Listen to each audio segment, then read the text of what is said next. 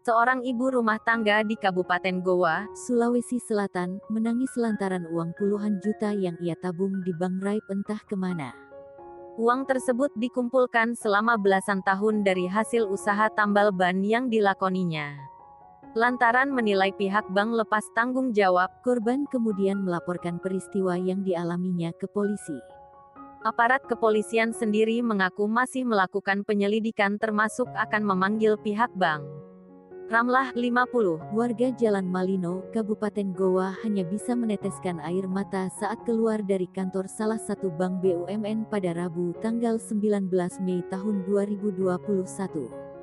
Pasalnya Ramlah sudah 2 kali mendatangi pihak bank guna mempertanyakan perihal raibnya uang senilai 30 juta rupiah yang ia tabung sejak tahun 2017 silam. Saat itu ia menyetor uang sebanyak 31 juta rupiah dengan harap tabungannya akan bertambah. Atas peristiwa ini Ramlah pun mendatangi Mapolres Goa guna melaporkan peristiwa yang dialaminya, dengan harapan uang dari hasil jerih payahnya sebagai penambal ban dapat kembali.